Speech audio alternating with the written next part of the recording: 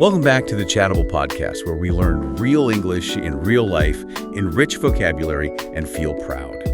So today we're jumping right into this episode looking at two really powerful English phrases that, well, they're all about truth, intent, and your reputation. Right, because language is basically a tracking system for human behavior, you know? Exactly. I mean, we're explicitly welcoming you, the listener, to figure out the actual vibe and history of these words, not just the basic dictionary definitions. Yeah, it completely changes how you analyze media and just like everyday conversations. Right, so let's start by unpacking the first phrase, which is make good on. On the surface, it's about fulfilling a promise or settling a debt or maybe a threat. Yeah, it's that bridge between an intention and an actual action.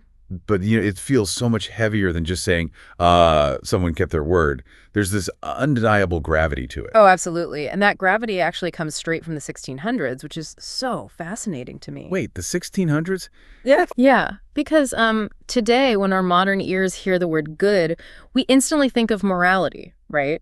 Like a good person or, I don't know, a good dog. Right, yeah, pleasant things. Exactly.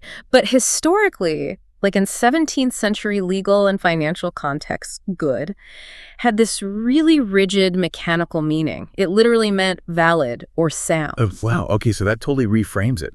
It completely strips away any emotional vibe and makes it almost, well, transactional. Purely transactional. I mean, think about how commerce worked before, like digital credit scores or instant bank transfers. Your reputation was literally your currency. Precisely. If you had a financial debt on an open ledger, you had to take action to make it good. You know, you were taking an invalid contract and validating it. Making the ledger sound again by paying it back. Right. And as language evolved over the centuries, it just kind of expanded from strictly settling monetary debts to covering any sort of social contract. So you're basically taking your spoken word, which is entirely theoretical, and validating it through a physical action. Yeah, you're cashing the check your mouth wrote. I love that. And that actually brings up a really crucial nuance that we saw in the sources. You can't just accidentally make good on something. No, absolutely not. Like, it demands deliberate intent. Let me use that analogy from the sources to clarify this for everyone. Think about a guy named Julian. Ah, yes, the Julian Jim scenario. Right. So Julian loudly announces to all his friends, he's turning his life around. He's resolving to go to the gym on Tuesday. A classic Tuesday resolution. Exactly. And Tuesday arrives, and Julian actually does end up physically standing inside the gym.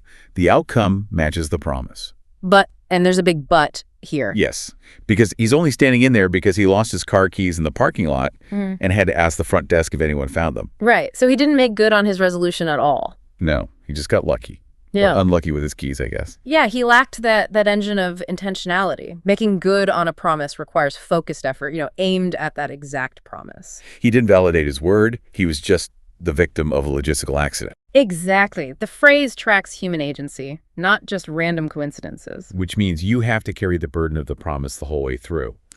And, listener, it's really important to note that making good on something isn't always nice or positive. No, not at all. It can be a positive vow or a completely negative consequence. Yeah, like for a positive example, there's Clara.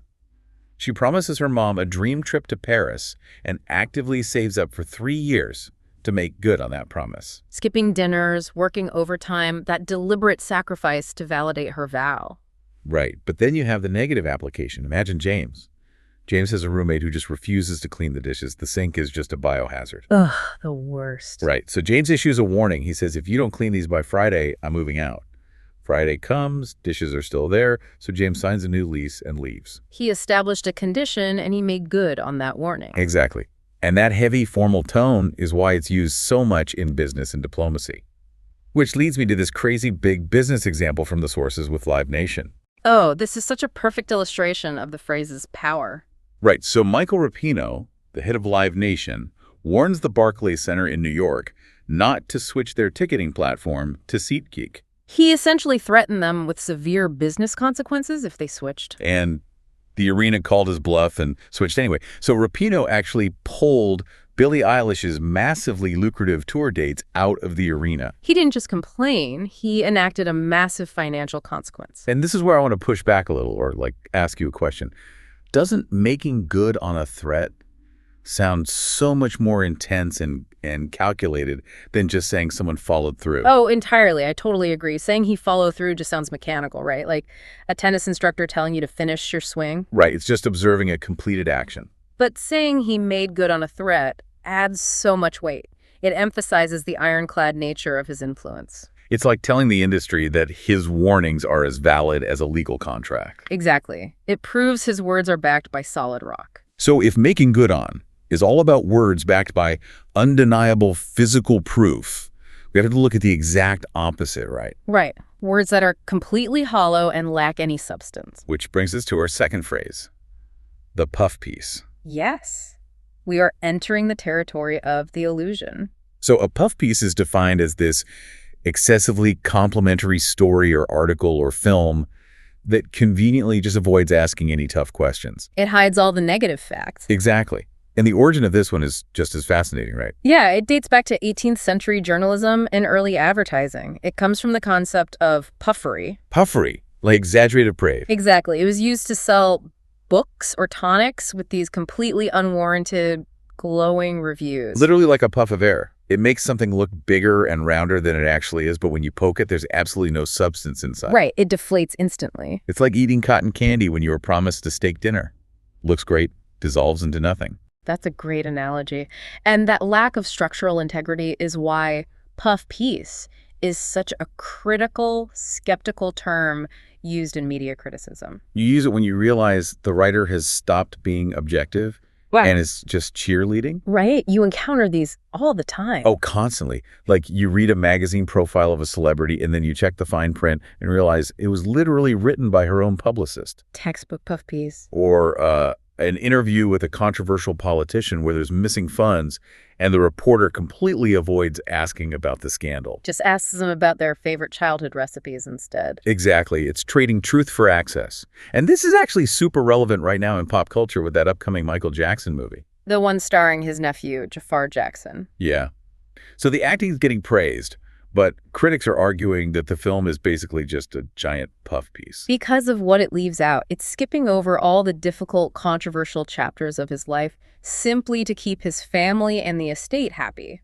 It's a PR job disguised as a comprehensive biography. Precisely. But there's a really crucial distinction we have to make here about when not to use the phrase. Oh, wait, yeah, I have a challenge for you on this. Go for it. What if my friend Liam writes this beautiful glowing essay about his grandmother who just passed away?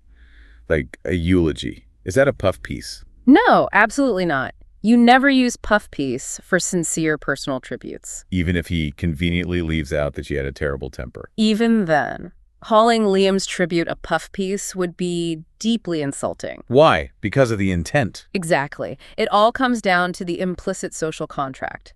A puff piece implies a lack of honesty because it claims to be objective journalism, right? It lies by omission while pretending to be the full truth. Ah, okay. But a eulogy explicitly promises to just be a positive celebration of someone's life. Right.